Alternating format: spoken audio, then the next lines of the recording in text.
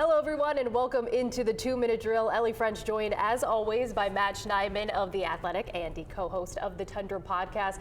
Matt, the Packers losing in overtime to the Bears on Saturday, so both teams splitting their regular season series meetings. I guess let's start with the bad, because there was a lot of it down the stretch, and I think the big thing that people will take away from this game is just a bunch of plays down the stretch, the miscues really, that cost the Packers this game.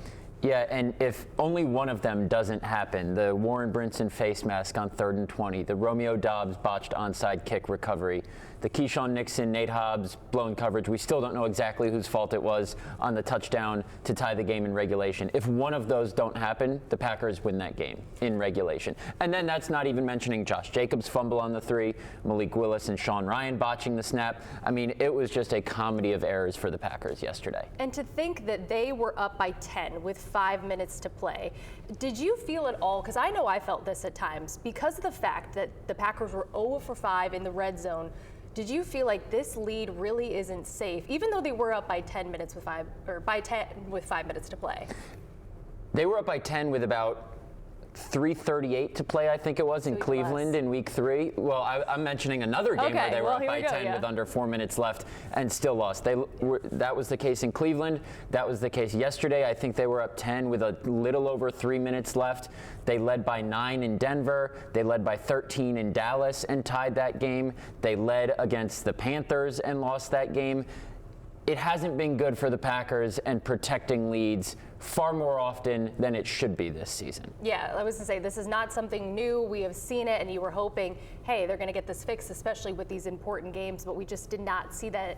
Now, though, let's go back to, as I mentioned, 0 for 5 in the red zone, just not able to find the end zone, except they did, obviously, Malik Willis connecting with Romeo Doubs on that one touchdown. But, I mean, how much, I know we magnify those miscues down the stretch, but you have to think, okay, if things would have gone differently with that, then they're not in that position at the end of the game too. Absolutely, and you can pinpoint all these glaring singular plays, but the game wasn't lost technically on Romeo Doubs' play, or on Warren Brinson's play, or on the Keyshawn Nixon play. In overtime, Keyshawn Nixon had pretty solid coverage on that play. I would point more so to, like you said, the 0 for 5 in the red zone, the 0 for 3 in goal-to-go scenarios. Of those 5 red zone trips, they got 9 total points. That was after they struggled in the red zone in Denver.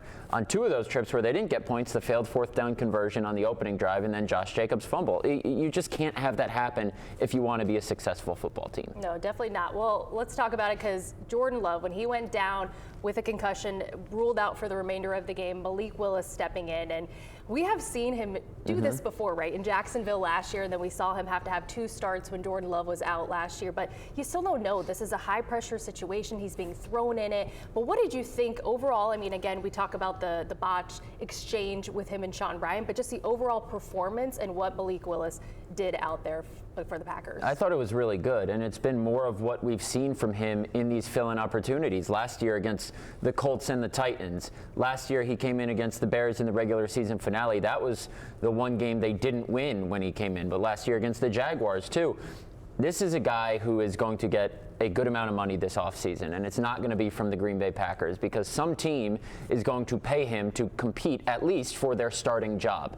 Now, he's also dealing with an injury. His right shoulder is hurt. Matt LaFleur told us that this afternoon. Jordan Love in concussion protocol, probably not going to practice at least on Tuesday for their first practice of the week. Matt LaFleur did say, in addition to Colton Tune, who's on the practice squad, their quarterback, Josh Jacobs and Jaden Reed are the 2 emergency quarterbacks. So maybe that comes into play this week. Who are you going with? Are you going Josh Jacobs or Jaden Reed in that scenario? That's what I want to know. I would probably go Jaden Reed. I was talking about this with some of our colleagues, and Josh Jacobs would probably just be a lot of wildcat. But I think we might see a couple throws from Jaden Reed, and I want that for the excitement aspect of it. Oh, that would be interesting for sure. But yeah, so we'll have to see more just about Jordan Love, if he's able to clear concussion protocol in time, which from hearing what Matt LaFleur said, he seemed, you know, he mentioned not talking to Jordan Love yet on Sunday, but he seemed a little bit more, you know, optimistic that Jordan could be available potentially, but of course we'll just have to see. Right, it's so tricky. Not all concussions are created equal. It's not like an ankle where, okay, if you feel good enough, you can play. There is a set amount of steps that you have to check off from the medical staff if you want to get out of the concussion protocol. Josh Wiley suffered a concussion last Sunday in Denver, didn't play, didn't clear the protocol. So you just never know with these sorts of things. Some guys get put on IR with concussions, but as you said, LaFleur did say today, I guess from talking to other people, since he didn't talk to Love himself, that he does think Love is doing better. Yeah, so we'll have to see how Jordan Love is feeling and how Malik Willis is, of course, too, like you said, with the shoulder. Matt, overall, what did you think defensively, the body of work that you saw the Packers defense put out on the field in their first game post life without Micah Parsons out for the rest of the season? Yeah, I think there was some good, and anytime you let up 16 points in regulation, that's a solid day. But as Matt LaFleur noted earlier today, too many times Caleb Williams was able to get out of the pocket, either get first downs with his legs or create plays off schedule. When you're going into a game against a quarterback like that, you have to have a foolproof plan to keep him in the pocket as much as possible, make him a drop back thrower, and the Packers didn't do a good enough job of that yesterday. They played really well for about 58 minutes of that game on defense, but as Warren Brinson said last night, it's a 60-minute game for a reason.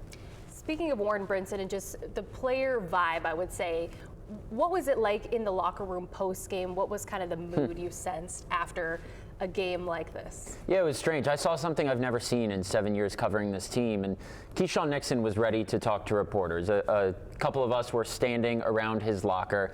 He came out of the shower area. He was fully dressed, stood in front of us ready to talk, and Nate Hobbs from the locker over steps in front of Keyshawn Nixon and says, no, he's not doing media today. Everyone get away, go to the other side of the locker room, and literally shooed us away until we left. And Nixon, instead of saying, look, I don't want to seem like the reporter that's getting on his high horse, but Nixon could have said, Nate, I appreciate it, but I'm going to talk. I got to face the music. Right. He didn't do that. He just walked away. Nixon had no problem facing cameras 2 weeks ago when he walked off the Bears. Now they walk him off, and he doesn't say a word. So it was a weird vibe is what I'm saying. It was a weird, quiet vibe in the locker room last night. And what was the reaction of Keyshawn after Hobbs stepped in? You said he just did he even seem like, oh, maybe I should do this? Or was it pretty much just, okay, if Nate is stepping in, then yeah, it seemed like that. I was more so watching Hobbs because I was kind of taken aback because, like I said, I've never seen that before. Yeah. I didn't hear Keyshawn say anything. There was certainly no effort made by him to say, no, I'll talk, I got this. Yeah. He's the #1 cornerback. He's making a good amount of money. He has no problem, as you and I both know, we enjoy covering the guy because he's transparent. He has no problem puffing his chest out when things go well. It's part of the job. You got to talk when things don't go well, too. Yeah, and like you mentioned, we still don't know yet if on that 4th down, game-tying touchdown, whether that was a Nate Hobbs thing or if that was a Keyshawn Nixon thing, because Matt LaFleur not saying that. But all right, Matt, so Packers, how do they move on from here? Because here's the thing.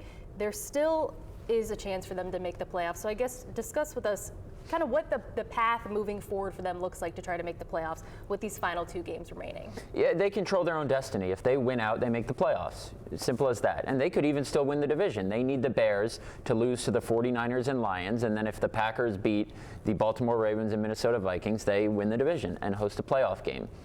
Unlikely, but they still control their own destiny for at least a playoff spot, even if it is a 3rd straight year as the #7 seed. They need some other things probably to go their way if they want to make that road a little bit easier so they don't have to win both games. But Matt LaFleur said today he's not paying attention, and I don't believe this, but he said he's not watching any other games. He's not paying attention to other results. He's just focused on the Baltimore Ravens. And in a sense, he's right because the Packers just need to win their own 2 games to make the dance. No, absolutely. I think that's got to be the focus for that locker room. While the rest of us on the outside world can focus on the other games and other scenarios that can maybe help benefit the Packers for getting into the playoffs. Well, as always, Matt Schneidman, thank you for joining us. And this has been the 2-Minute Drill.